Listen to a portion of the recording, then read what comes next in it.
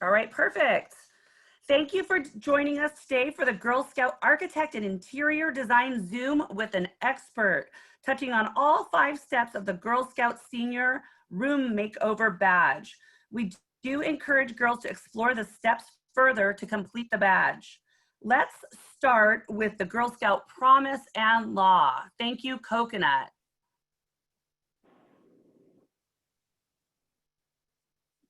Can you unmute yourself? Okay, Courtney, can you please unmute Coconut?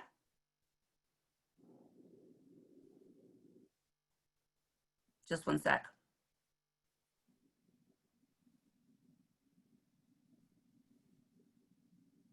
Courtney, can you find Coconut and unmute her, please?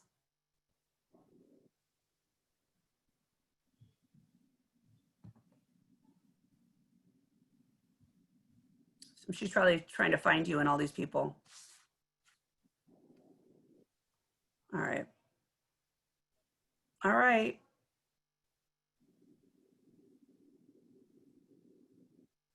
All right. So I guess we will come back to the promise and law when, oh, I think she's unmuting you now.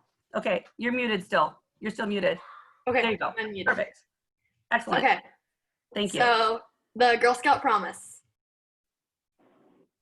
On my honor, I will try to serve God and my country, to help people at all times, and to live by the Girl Scout law. Okay, now we're going to do the Girl Scout law. I will do my best to be honest and fair, friendly and helpful, considerate and caring, courageous and strong, and responsible for what I say and do, and to respect myself and others, respect authorities, use resources wisely, and make the world a better place, and be a sister to every Girl Scout. Thank you. All right, wonderful. So it's my pleasure to introduce to you this morning Miss Laura Nickel Cunningham, who is an experienced interior designer with a demonstrated history of working in the architecture industry. She has kindly agreed to be our guest speaker today and share with us her knowledge and tips related to interior design as it relates to the Senior Room Makeover Badge and so much more. Thank you, Miss Laura, for joining us today. Hi, thank you guys so much for having me. I really appreciate it. I will start off just a little bit about me. I went to school for interior design and architecture. I actually started out wanting to do more architecture, but working in the field, I decided that I definitely like designing things more, working with color, paint, fabric. So I took some supplemental classes that come with interior design. And I also have a secondary degree in teaching. So I have taught CAD and design at the local high school. I'm new at doing the question format, so I apologize if I glance down, because I'm just gonna try to go through the list and talk about everything with you guys. I was super excited to do this because I have a daughter that is your age, and I have an older daughter, and one of the things that we do constantly is redo her room. She is always wanting to do something different based on all the varying trends that come out weekly, or if not daily. So I thought it would be fun to go through all of that with you guys and hopefully answer any questions and help you guys get your badge. So in architecture and interior design, the type of architecture that I do, I am not doing the actual building of the buildings. It's the architecture of the exterior. And I actually have a couple visuals to help you guys. When I do the design portion, I use a program, it's called CAD, which is a computer assisted design. And in the program, you'll do like elevations like this.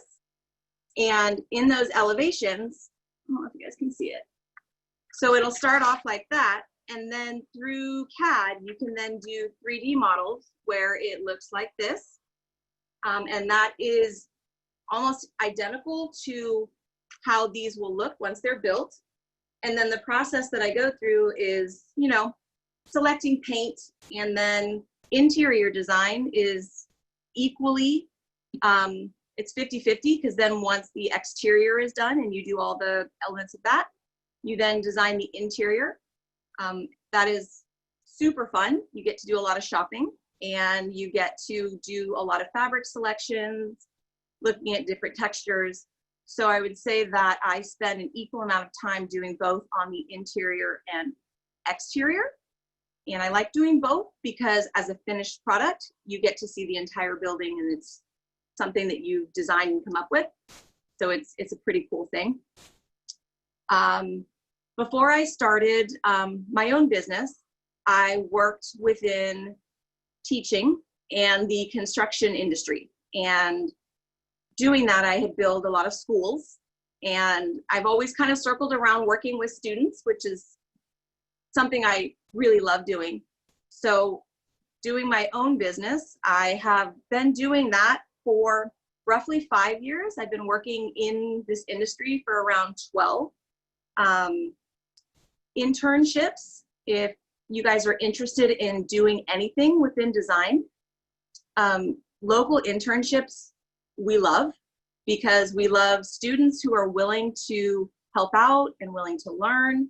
So once you're at the age where you're able to do internships and work legally, then you can help in those aspects. You'll do things like fabric selection, you'll organize fabrics, you work with a lot of paint samples, you work with a lot of stores like Pottery Barn and Crate and Barrel, and you kind of help manage those accounts because we order a lot of stuff from them. So that's kind of where I started, was doing it as a side project when I was in construction, and that's kind of how it all tied back into me wanting to do it permanently and absolutely loving it. The specialty that I work within is typically it's going to be residential. I like doing brand new builds. So I'm sure some of you are local and some of you are not, but when we had those large fires that happened in Coffey Park, there's a large grouping of homes that I did the exterior design on. I did the interior models of all of those homes as well. So if any of you went to look at any of those are the ones that I did. Not all of them, because there are a lot of different people, but I helped do those rebuilds. And those are really rewarding because everybody that was losing a home, I got to work with them to either visualize exactly what they truly wanted or bring back something that they lost. So that was probably one of the most amazing experiences that I've had. I definitely prefer to do room redos, like you guys are doing room remodels, because you're taking something that a client has and you are giving them something that they want. So that's probably the most fun that I have, because you're working with the client and helping them visualize what it is that they want. My inspirations for work definitely come from travel. I really love traveling. Recently I went to, before lockdown, my most recent trip was to Hawaii, and I wanted to look at the different wood textures and the different designs and the Polynesian effects in the different buildings and the cultural aspects of it. It really helps if someone is asking you to recreate something, to really see the origin of where it came from. I definitely travel for work. That is the good and the bad. I am on an airplane probably 5 times a month. So it's hard because I love being with my family. So traveling is hard, but a lot of those trips are also same day.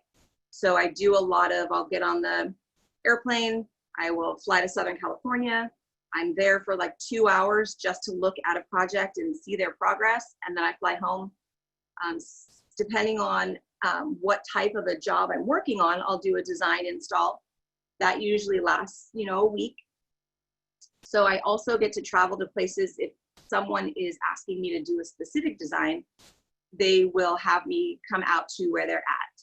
So most recently I went to Amsterdam and Hawaii, and those are definitely influential in a lot of the design aspects.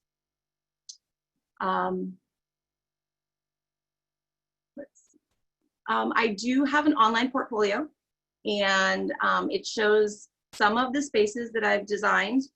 My website, it's a very long website address, but it's LM Design, and I'll give it to our host so that she can submit that to you guys and have it. And then let's see.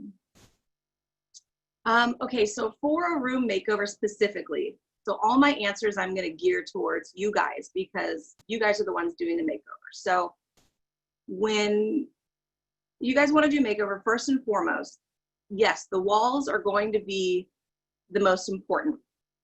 I live in Windsor, California. The walls are going to be the most important. If you simply repaint your room, even if it's a white wall, which we'll talk about that too, because chances are it's not just white, there's about 500 different whites.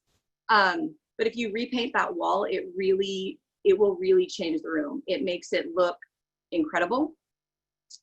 Oh my gosh, there's lots of questions. Okay. Don't worry about the chat box because I'll ask you the questions when you take a break. Perfect. Okay. Sorry, it's hard to, I will answer. It's just hard to read the questions while I'm trying to multitask. You can turn off the chat box as well. Oh, it's fine. No worries. It gives me an idea of what they're thinking, so hopefully I can tie it in. Yeah, one of the questions was, did you have to take a lot of math to do what you do? Honestly, no. You have your general education that you do, and you have your standard math classes that you take for an AA or a BA. But that being said, there is so much math involved. You have to measure your spaces, you have to measure the furniture, you have to measure the ceiling height. Everything is measurements. So it is important to be able to do it, but you don't necessarily have to take a ton of math, but you definitely use a lot of math. When you guys are talking about wanting to do a room makeover, I would say that the color, the texture, those are definitely important, but being as you're just doing a makeover, I would stick with whatever color you have in that room and do just a refresh, possibly doing an accent wall. And if you want to do an accent wall, make sure that the color is not super dark if you have a smaller space, because dark colors make the spaces look a lot smaller. The furniture orientation in the room is definitely important. You want your room to be functional, and it's great to have the rooms that look like they're a staged room for when you walk through like a new home, but it's not always functional, and you don't want to be somewhere that you can't live in. So making sure that you know what purpose that room is, like if it's your guys' bedroom and you like playing music, or you read a lot, or you do homework in there, making sure that you have spaces for all of that, and that the furniture that you have will help you achieve doing what you enjoy doing. So one of the things that is a signature style, it's not specifically a design thing. It started a few years ago. Every design that I do, I have like a hidden element that's either within the building or the home, and it's really small. Usually it can be anything from like a paperclip to a figurine, but it's always unicorn based. So any of my buildings, even the very professional buildings that are done, if you look throughout that building somewhere, you will find a small unicorn. I don't really know why or how that started, but it did, and I've been doing it ever since. Let's see.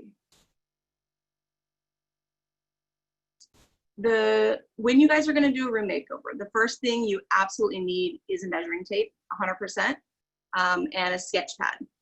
The other thing that you guys would want is this right here, which is painter's tape. So in your bedroom, without having to fully dismantle your bedroom and like move all your furniture 10 times, you guys can buy blue painter's tape at like Home Depot.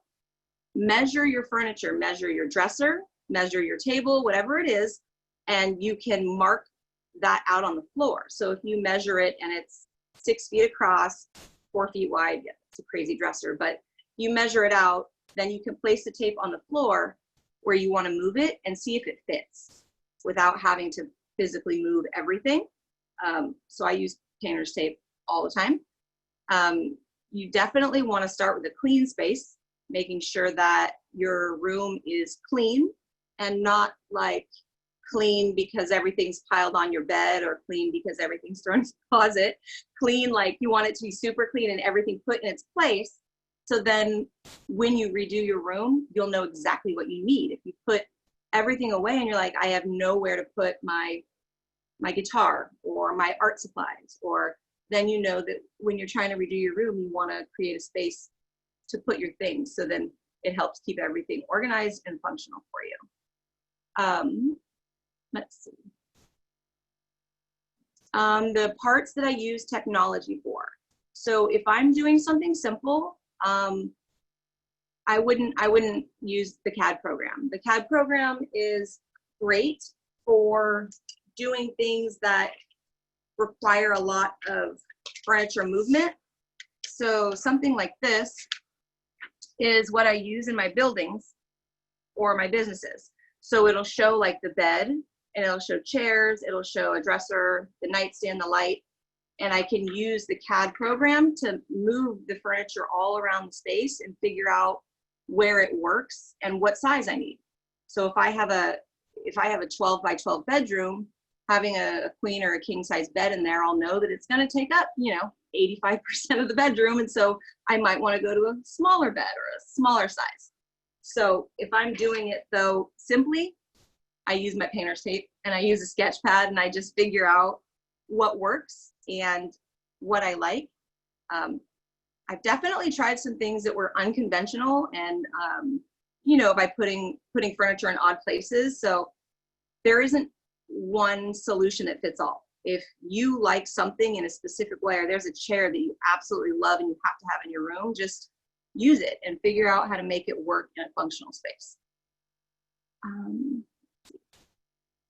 Are you ready for some questions? Yeah, totally. Okay, so how long does it take to design a house? That's the first question. Okay, now are we talking, I'll do both. So if I'm doing a complete build, similar to the ones that I did for the homes recently, I did the exterior of the home and with all the selections in about a month. And then the interior is fairly quick. If I know what I'm doing and the client is like, this is what I want. I want, a very clean aesthetic. I want lots of plants. It's super easy. I mean, it can take me maybe 2 or 3 days, but then it's the furniture coming is usually where a delay will happen depending on where you're ordering furniture from and if it's custom. Okay, so the next question is, what's a tip on redoing walls without using paint? See this behind me right here? This is the tip on redoing walls without paint. This is, it's a tapestry. So you can get the tapestries for like 20 bucks and they have them in all different kinds. They've got them in like, different bands, or they've got them in different aesthetics. So having one of these on your wall, it really will change the look of a space, and then you can kind of have little accessories to coordinate with it. And then one of the questions was, what is a tip on windows? What would you put over your windows or accent pieces for windows? Okay, like in terms of like curtains or? Yeah.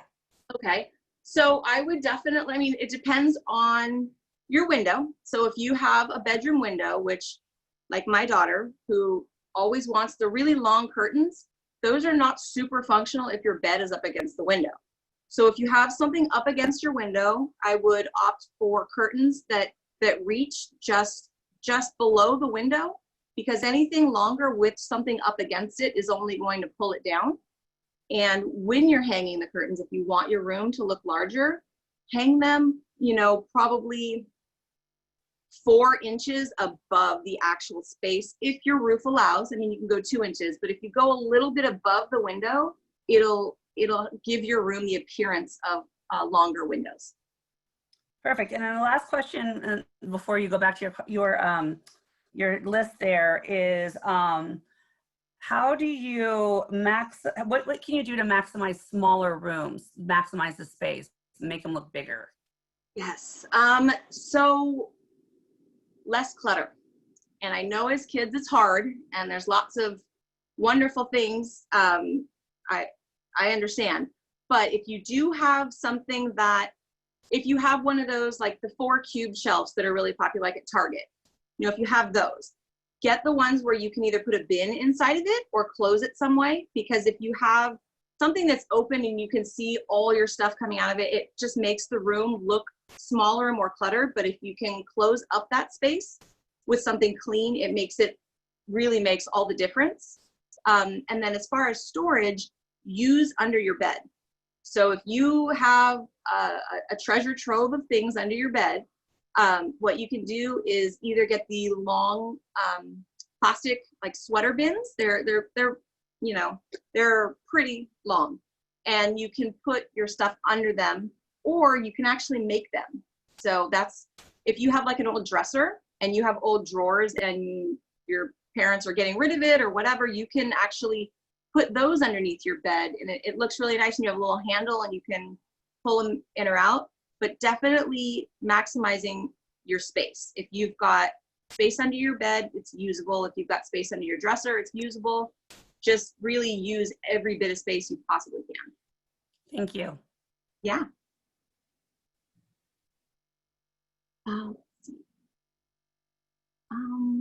So now as far as Pinterest boards, I don't personally use Pinterest boards a lot because it's, a lot of these are not my visions. So, but my clients most definitely use Pinterest boards.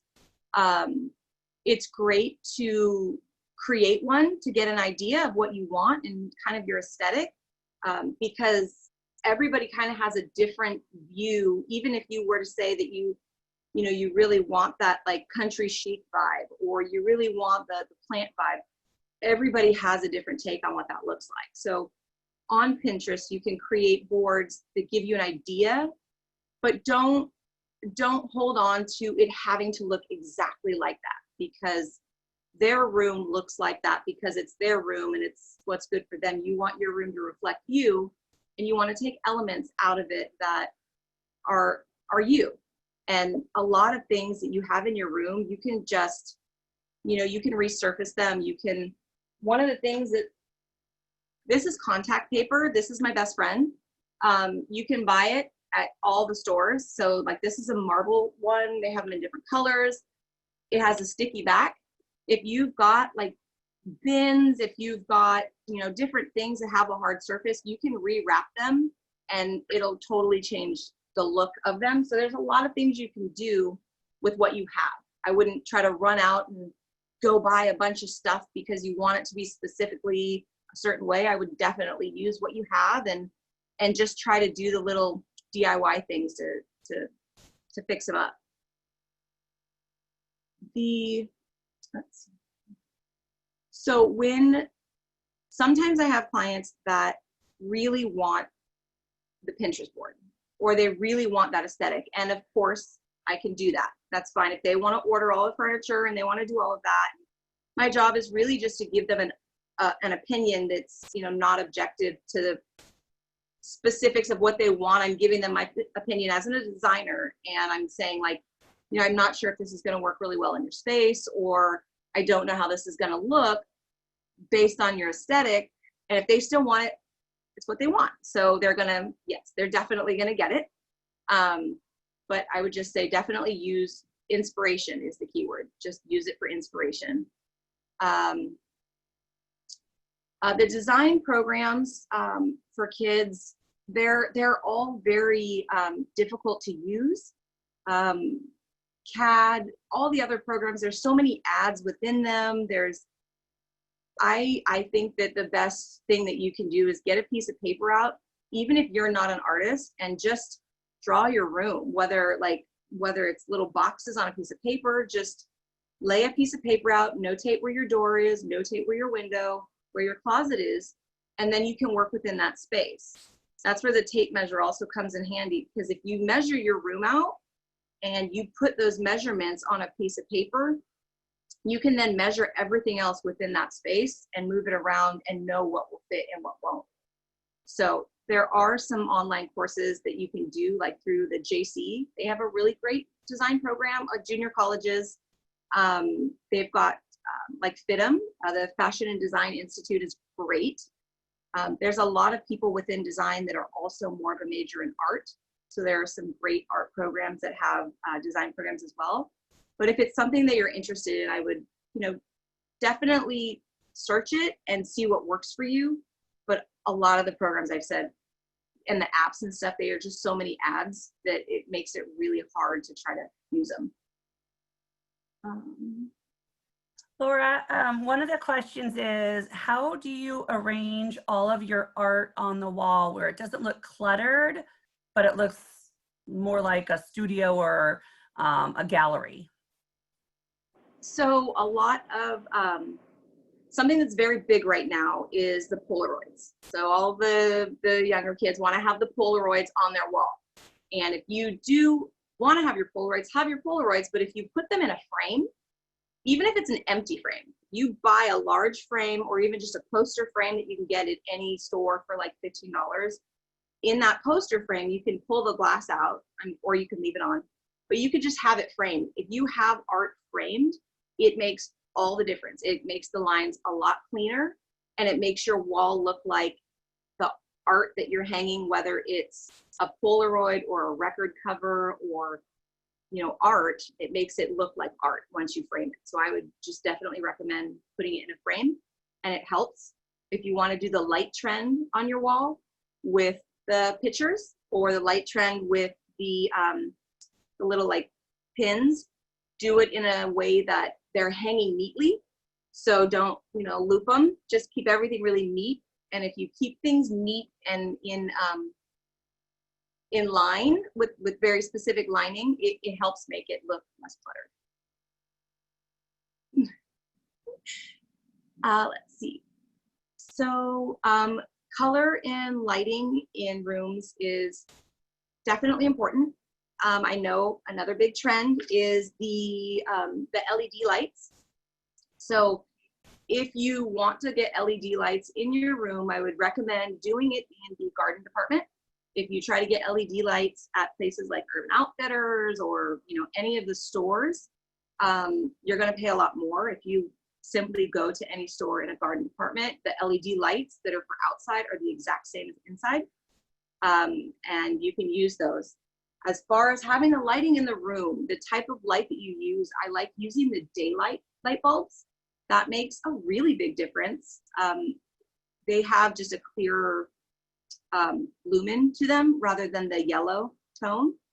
And you definitely want to have light. You don't want to, if you do have like the LEDs in your room, or you have like the twinkle light, that's great, but you should definitely still have a light source that is a very specific one, so you can actually do work in it, or read in it, or whatever it may be, but it'll really pull your room together having that. Texture and patterns are amazing to use, but when you use them, you just have to keep in mind that if you use a lot of different textures and patterns, it can cause a space to look chaotic or cluttered. So if you want to mix different textures and patterns, just do it sparingly. So if you really like, having fur pillows, and then, I don't know, you want to have, plaid pillows next to it, that's great, but choose one to be like the dominant, whether it's the fur or the plaid, because they don't really mesh well together, but you can pick one or the other and have one as an accent, and then it'll work a lot better than having a ton of both texture and color.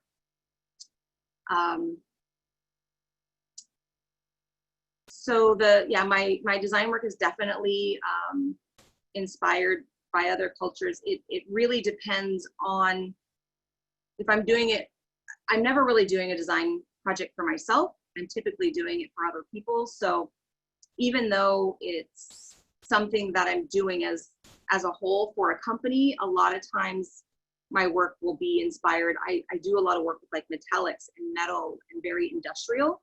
But then I've also done some work where I did the Polynesian. We went to Hawaii. I've done some of the work like Amsterdam is a lot of color, tulips, bright, you know, really severe architecture. So it really depends on what I'm working on. But I honestly don't really get to do a lot of design that's just me and what I want. It's just kind of all inspired from different places. Laura, we have one question about accent walls. They want some clarification on color. Is it similar to the rest of the room? Is it very different? How do you decide?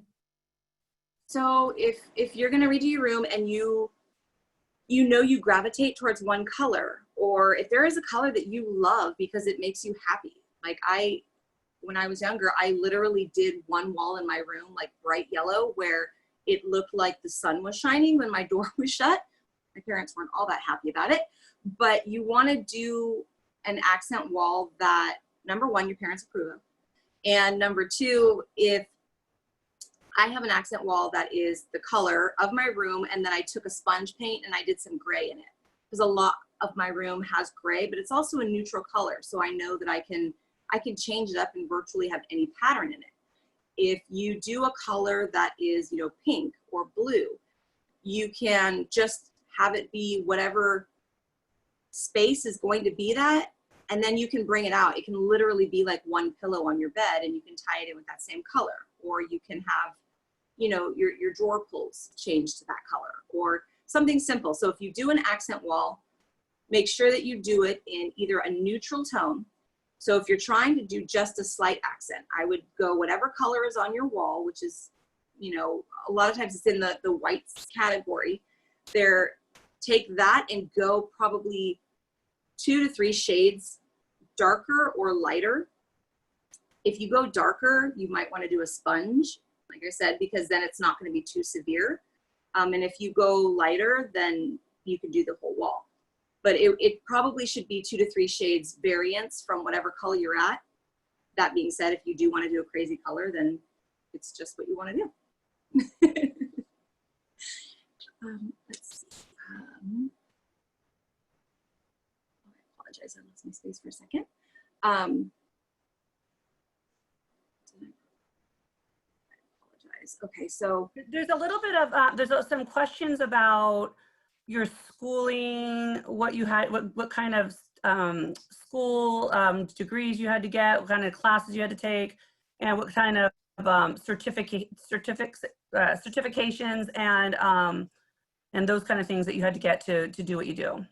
yes. So for schooling, I went to school for architecture, and I did a switch major once I was in architecture and went in to get the design. So when you do that, it's a 4-year program. You can do a straight design program at FITM, but for me personally, I didn't. There is additional certification that you can take through the academies, like the Fashion and Design Institute. I have not done there's one that you can take for different areas and levels of design. So I have a general degree with the architecture design. You can do it in a 4-year program. And that being said, you can, I mean, the world of design is so broad. So for me personally, I did my schooling. I've taken supplemental classes for both computer assisted drafting, because it's important to refresh on that because it changes constantly. So I take refresher courses with computer assisted design. I have taken courses while I was in Southern California. You want to continue learning. There is no point where you get a degree and you're done. You want to continue adding on to it because the industry changes so much. Another kind of not necessarily fun to hear about part of the industry is that you have to have, you know, classes in compliance. You have to have classes in fire code. You have to have classes in construction specification. So I've done the Construction Specification Institute. I've done all of the training with that. It's through CTI, and you have to learn the codes. You have to learn the health codes, the safety codes, the fire codes. You have to know about fire sprinklers, because I have to place all of those. You have to know the drawings within CAD. I've taken CAD classes to do electricity in order to run wiring through homes and do that design process. So it really, it depends on what field you're going to, but for me personally, I've done the schooling that has to do with the electricity. I've done through the CSI Institute. I've done Sonoma State, which is locally. I've done through Long Beach. I have my degree in that. I've also got my teaching degree for CAD and design and special ed. I think I just like schooling quite a bit. I'm hoping that was clear. I was trying to cover as much as I could. If there's more specifics, let me know. Let's see. The design spaces that we do for holidays.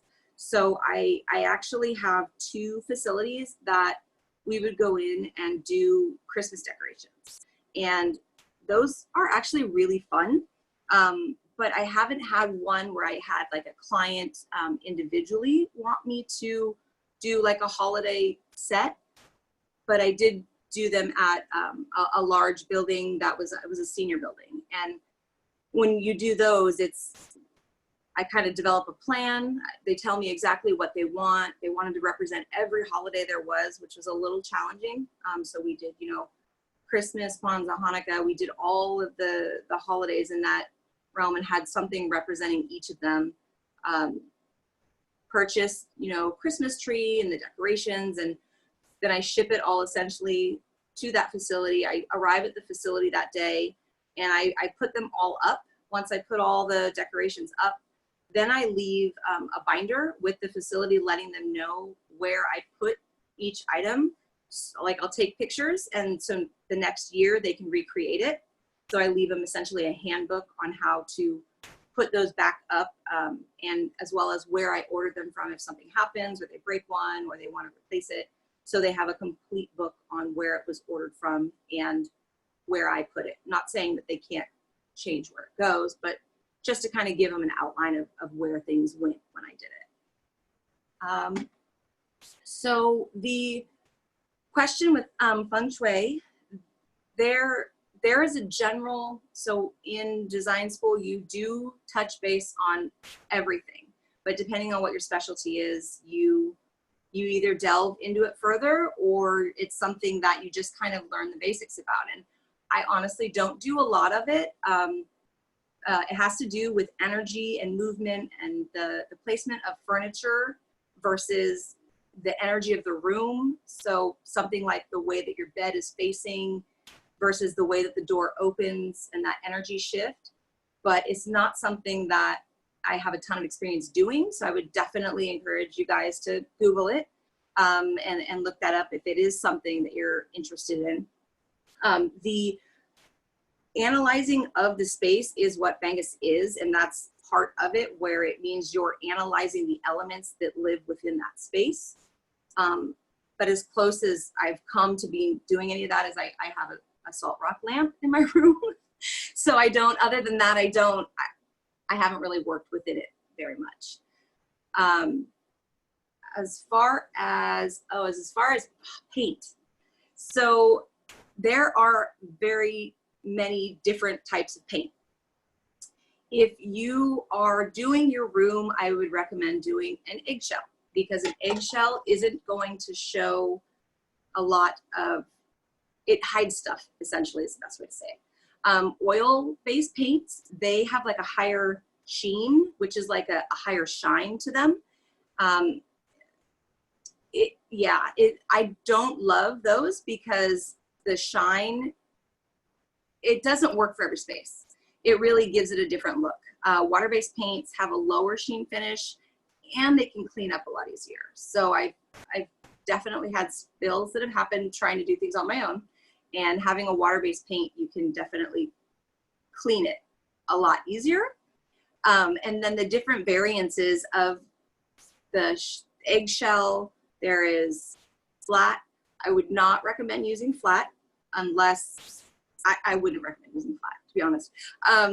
Flat shows everything. So it's a very flat paint on a wall. So if you nick that wall, if you walk by and you hit it, if a chair bumps into it, if you put a tack in it, you're gonna see everything, because the little bit of gloss in a semi-gloss, that's what hides it honestly. So I really wouldn't recommend using a flat. What's the other one? Oh, so what was it? There was a, sorry, I keep losing my place. Oh, lead paint. If you are redoing your room and your house is very old, if it was built in the 80s and you are doing anything where you're removing the paint and it's a lead-based paint, don't do it. You will have to, there's a special treatment that has to be done. A lead-based paint was used a long time ago and it has a lot of chemicals in it. Peeling the paint off, it's not as bad, but if you start doing the sanding or anything that's really cutting into it and breaking up those particles and they get into the air, it can be really toxic. So I wouldn't recommend it, but I don't think you guys are going to be, you know, demoing your rooms. So I would definitely recommend just checking with your parents, and then, because I'm sure they'll know. And then if it is a lead paint, you could still paint over it. Just use a paint that has a primer included in it, and I would use a semi-gloss. Laura, there's a question about chalk paint. Do you recommend it? So I do like chalk paint. Now, some of the chalk paints, they do have white chalk paint. So, and are we talking chalk paint or chalkboard paint? I think they're talking about painting one of their walls in their room with chalk paint so they can chalk on it. So that, okay, so chalk paint is it's like a water-based paint that has a lot, like a white base to it. So chalk paint, and then the chalkboard paint is the one that you could paint on the wall. Yeah, that's what you're talking about. Okay, I would not recommend doing black directly on your wall. It is very difficult to cover up. That being said, if your mom is or dad are game for that, then okay. But they do have white chalkboard paints now, and you can paint your wall with it, and it won't be a really difficult color to get out, and it still works as a chalkboard paint. Or if you really want to have that look of having the black board on your wall, what I would recommend doing is getting a 1/4 inch, like a plywood that's at Home Depot. They're relatively cheap. You can throw some primer on that, and you can paint that, and you can put that on your wall. But I wouldn't necessarily recommend putting black paint on your wall. But there are lots of ways around it, and there is a white one now. And it does look really cool when you can write on your wall. So I get that. I totally understand that. So the picking the right paint color, I would just say that if you're gonna do an accent, so if you're gonna do an accent wall, you might wanna then decide to do the trim around your door, that color. But if you do an accent wall, I wouldn't recommend painting your door the same color if it's a smaller space, because it could make the space look smaller. It's about adding those little pops of color in small ways. So even if you don't do an accent wall, you could then paint your door or paint your trim. And those are really great ways to add color to your room or add color to your space without having to make that huge commitment of doing an entire wall. Color swatches are important, because if you look at, if anybody were to ask you, oh, my walls are white, well, chances are your walls are not white. I mean, they've got, you know, it's Swiss coffee, and they've got, oh my gosh, they've got eggshell, they've got like snow, they've got San Francisco fog. I mean, there's a million colors. So it's important to know what color your walls are. And if you don't know, then it's important to take a sample of that wall color, if you can, to get it color matched. And once you get it color matched, they'll give you a little jar, and you can then put it on your wall and do a small swatch. Because even when you're painting it, if it matches the color of your wall, when it's wet, it's not gonna look the same color. So you need to color swatch, let it dry, see what the color is, and then you'll know if it's the same. If you're doing an accent color, again, they have these great things now. They're clear plastic, they're like cellophane, and you can stick them on your wall, and you can literally paint the swatches so you can see what it'll look like dry, and then you can just remove it. So that's a great way too, to be able to color swatch and see what really works for your space, because you don't want to go all in buying a large thing of paint and then have it be a very wrong color. So complementary and contrasting colors have to do with the undertone of the paint. So most paints have either a blue, red, yellow, purple undertone. Really any color on it, they're in that color wheel. So when you look at a color wheel, there are the reds that are closer to purple, and then there are the reds that are closer to a brown. And so depending on that spectrum of where your color is, you want to either go lighter or darker, but you want to stay in that spectrum. So the same goes for all the other colors. It's called if you look at the RBG value, it's called the red, blue, green value, and every color has that. So if you stay within a few notches within each RBG value, you'll be good. And any paint store you go to, the way that the paints are positioned, you can see, you know, going up is lighter, going down is darker, and they all kind of stay within the color scheme. But every paint color has an undertone to it. Wallpaper. I don't use wallpaper unless it's in like a business building. I haven't done one in a house other than I've done some accent walls that have like the faux brick, and even that's not necessarily wallpaper, it's like a sticky. Those are actually really cool. The one that I did turned out really well. So that's actually another fun thing that you can do, is get the appliques that you can put on your wall, and it's just a sticker, but you can cover a whole wall with it, and you can make it look tile, you can make it look brick, you can make it look steel. So those are great. But wallpaper itself it's not as bad as it used to be in trying to remove it and apply it, but it's definitely more work because wallpaper can rip and it can peel.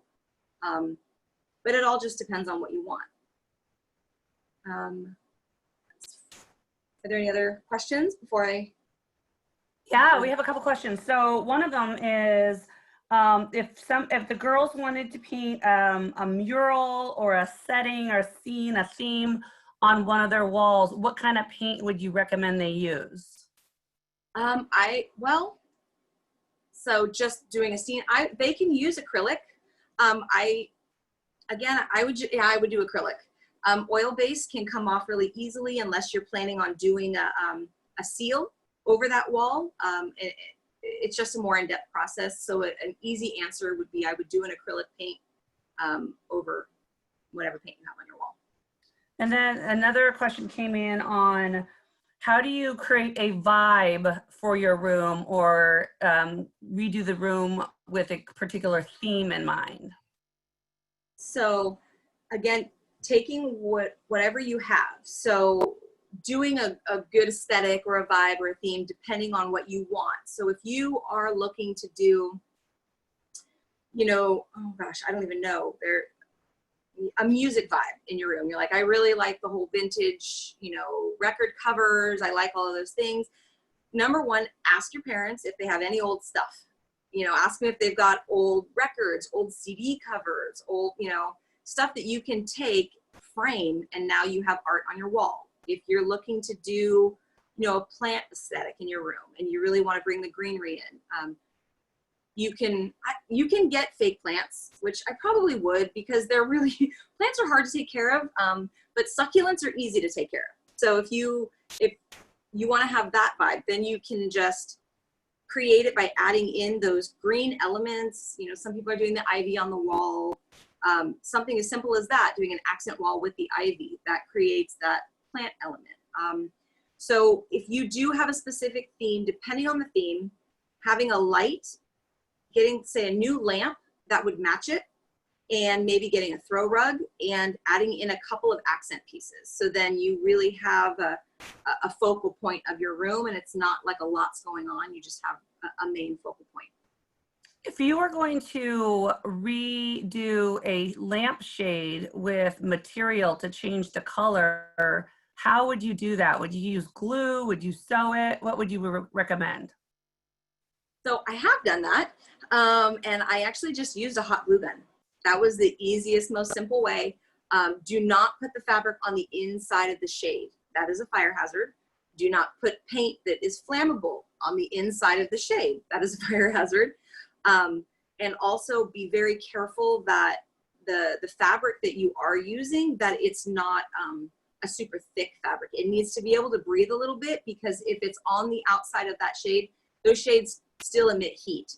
So you want to make sure that you're using a lightweight fabric to be able to achieve that. And you can, yeah, I would just use the glue gun and you can just fold it over at the top. So another question is about color. The question is, can rose gold or light pink go with a vintage vibe? Yes, totally. Those are really, really neutral colors. So those, yes, those can go with anything. Yeah, I mean, having a standard color scheme within your space is great, and having that furniture, but then if you have the art on your wall as that like vintage vibe, then yeah, absolutely.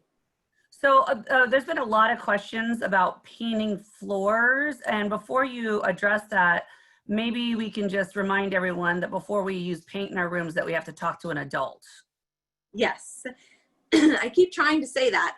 Talking to your parents is key. And if you're painting floors, I'm guessing that it would be a hardwood floor, and my opinion of that would be a hard no. If you have a hardwood floor, I would not paint it. If you have a bedroom floor, I would not paint it. The amount of effort that has to go into painting a floor, sealing it, and then putting a base over it so that when you spill something, it doesn't come up. It doesn't create weird watermarks. It's a lot more hassle than it's worth. I would definitely not just get it, throw a rug. Yep. And then we're almost at 12 o'clock, but there's a good question here. What would you do to create a beachy vibe in a bedroom? Oh, I love that. So one of the biggest things that I could say is if you're redoing a bedroom, my biggest thing is have your bedspread be white. If you have a white bedspread, like a white duvet, you have a white down blanket, whatever it is, if you have a white bedspread, you can do anything with it and you never have to worry about it clashing. So if you have a white bedspread, you could throw on a couple of really cute pillows that had, you know, little beach themes, little seashells. You could throw that on. If you have a pillow that you have and you have old seashells from a beach, sew them onto it. If you've got any cute little trinkets that you could wrap in, like the little twine, and you can get it like the dollar store. You can just wrap the top and hot glue it, and it makes it look like an old glass beachy vibe. You can use a mirror spray on those as well, which looks really great on some blue glass. You can get some really great pictures that you can even just print offline, or you can get stock photos and you could like blow them up and hang them on your wall. Next time you're at the beach, just take a picture of that and there's a lot of really fun ways to do a beach theme. That's actually one of the funnest themes I've done. You mentioned mirror spray. What is that? So there is a spray paint, and it's called Looking Glass Spray, and it's through, I believe it's Krylon, but don't quote me on that. It's a spray paint, and you can spray it on, and it gives that very antique weathered finish. And if you do it on a clear glass, it looks amazing. It's like a silver tone, and it just looks vintage. It's really cool. But then if you do it on like a blue glass, it just makes it look very rustic, and it's a mirrored. So if you do spray it on and you want it to be that rustic beachy, I would rub it. So when you spray it, kind of rub it with your, like a towel or your hands to give it a kind of smudged look. But if you want it to be a very clean kind of metallic look, then you can spray it on and it just looks like really metal. It's a super cool spray. Awesome. Awesome. Did we get through all our questions? Nope. Keep going. Okay, I'll keep going. Let's see. When you guys want to paint your walls, if you paint your walls, my biggest recommendation is clean them. Go through your room, remove all the spider webs, remove anything on your wall, take out any tacks, take out any of the little pins that you put in the wall, any nails, anything. Take everything down. If you have a picture on your wall that is mounted and you're like, I just want to paint around it, don't do it. Take everything off your walls, get your walls super clean, take all of the, you know, cobwebs, everything off of them, and then start from there. And then you can paint. So again, that blue tape that I was showing you guys, this tape, it's painter's tape. So when you use this on your floor or your walls, this is not going to take your paint off. This is the only tape that is allowed on my walls at my house. So you can use this to cover your outlets, your light switches, and then what you can also do is you can take off the light switches and outlets and then paint those. That actually is a really easy and inexpensive way to add something fun into your room. My have a very metallic spray on them. I took them off and I sprayed them, and they were originally like plastic covers, and now they look like they're like an expensive brass. So painting those is a great way to add to that. But make sure that you tape off anything you don't want painted. And don't assume that you're going to have such a sturdy hand that you're definitely not going to get paint everywhere, because paint does splatter. And if you're using a roller, which I would recommend, if you're doing your wall, use a roller. There is backsplatter that happens, so wear something that you don't mind getting paint on, and make sure that you have anything in your room covered to protect it from the paint. If you have paint on your paintbrush and you take the paintbrush and you wrap it in like some saran wrap or a bag, and then you seal it and you use it within, put it in the freezer, you can then, when you pull that off of the brush, off that part of the brush, when you pull that off, it will remove that paint for you. It won't make it where it's completely stuck on. And so that's the paintbrush freezer trick. But also, if you are using a roller, putting it in a Ziploc bag, that prevents everything from completely drying out. You definitely don't want to use a roller one time and then toss it. So put it in a Ziploc bag and it will prevent it from getting ruined. Let's see. So I think I did already talk about the makeover budget, but again, when you guys do a bedroom makeover, do little things like your outlets, your light switches. If you have a bunch of tack holes in your wall and you paint your wall, stop using tacks. Use either the little putty stuff or double-sided tape. Having a ton of stuff hanging on your walls with tacks and holes makes it look really bad at some point, because it just keeps getting more and more. So again, using the contact paper to resurface things, you can take like old cereal boxes and sorry about that. You can take old cereal boxes and even put the contact paper over them and have like little magazine holders. There's a ton of stuff you can do.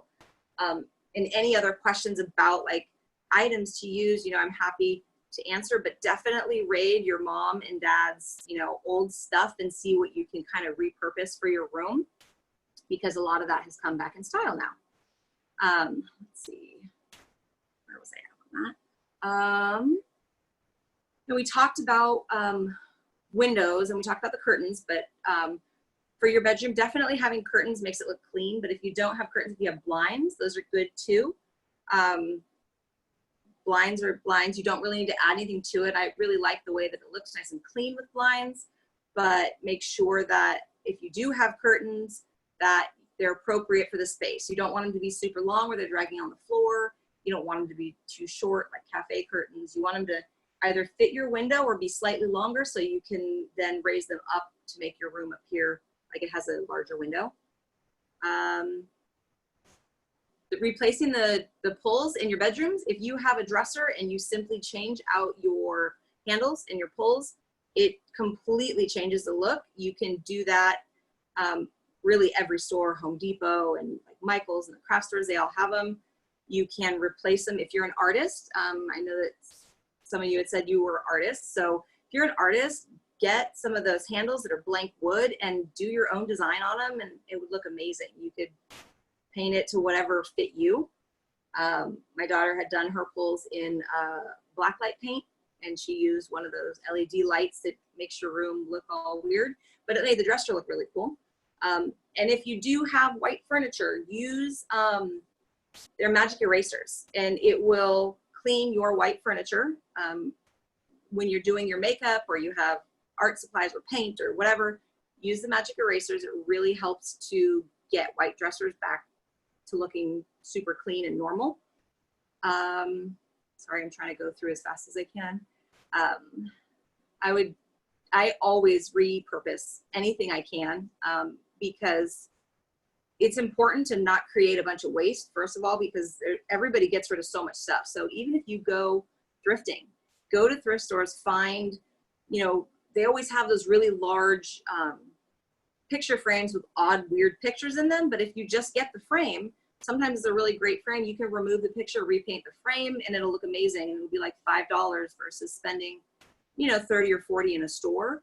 So I would definitely repurpose as much as you can. And it's fun to do, especially if you have something of your parents or something sentimental and you want to make a shadow box or you want to incorporate it in your theme. Your parents will love that too. Laura, one of the questions was, we have some athletes in the Zoom, and they're interested in how to make their room look sporty by putting things on the wall. Do you have any suggestions there? Yeah, so depending on what your sport is, you can do trophies and medals that you can frame, or you can do like your cleats or your shoes or whatever it may be, having like a little area that you can set up, or maybe they were when you were a kid or whatever, to create a little space with a shelf. If you have equipment in your room, or it's lacrosse, or it's whatever it may be, find ways to display it. Obviously, yeah, if you have to use it, you can't really display it. But if it's something that, like lacrosse, that you did play and you're not playing anymore, you have an old lacrosse stick that you love, you know, hang it on your wall, make it an art piece. So look for things that definitely are you to put on your wall to make it relevant, but then also having the little aesthetics of, you know, your favorite sports player or your favorite team, or just different things like that. They can be very small, but it'll make a big impact if it's got a very clean aesthetic to it. Let's see. I'm going to keep going through them. Okay. So curtain options that are affordable. The most affordable is asking your parents if they have old curtains, and you can then shape them to your window. If you have old curtains that you want to use and they're too long, you want to measure it up to your window and then give about 4 inches of, and that's just basically in case you mess up, but you cut a straight line across the curtain. You can get no-sew. No-sew, it's like a glue, but it sews it together without actually having to sew. You can fold it over and crease it really neatly. You can use an iron to do that, or you can just do a really tight crease and then using that no-sew on the curtain, and then you have a nice hem at the bottom and your curtains will fit your window. But again, for other window options that I like are also the sticker options. A lot of the stores now have the windows that you can make it look like frosted glass, or you can make it look very different. You can do it on your own too, but again, ask your parents first by using like doilies or lace or different things, and you use decoupage on your window, even if it's just half, and it gives like a little privacy screen, and it looks really cool when the sun comes through. Or they have the actual coverings that are meant for windows that goes over your entire window, and it blocks out the light, but it also looks really cool. And throw rugs. So if you have carpet or hardwood floor, you can always use a throw rug. It does not matter, even if you have carpet. Many people will say not to. I have done it many times, because a lot of times when you're doing a room redo, you're not going to rip out your entire carpet. So a good way to refresh it is throw down a small area rug. If you want to put an area rug at the foot of your bed, the area rug should be about 2 inches on each side larger than your bed. So you want it to be, your bed wants to be just inside and the area rug being just outside. Because if it is too small, it'll look like you've got one for the wrong size space. You want it to be just slightly larger. But if you want one that covers more of your room, then just measure out your room and figure out which spaces you want covered. Typically, you want the rug to be a little bit larger where it's not going to have the furniture end to end on that. Crown molding. I love crown molding. It's beautiful. It's expensive. and can be difficult to change out. But yes, I do love it. They do put it at the tops of the walls. It's really an aesthetic thing. It can also pull your eye up, so that will give the illusion of the room being larger. So usually they're at like a 60-degree angle. So it's just causing your eye to go up, and it just gives a visual appearance of the room looking larger. But yeah, it is kind of expensive if you don't already have it. Throw pillows are great. Again, I always stick with a white bedspread, and I put throw pillows on based on, you know, what I'm feeling or what my theme of the room is at the time. Even on most of the rooms that I've redone, I will use white bedspreads, and then the throw pillows are always going to be reflective of the theme or the vibe of what the room is. But don't go overkill on the throw pillows, because if you have allergies too, that's not really fun at night when you go to lay down in bed and there's a huge dust pile of pillows on that. So just saying, don't go overkill on them. And then let's see. When you want to distress a piece of furniture, so if you want to distress something, no, that does not all have to distress all of your furniture.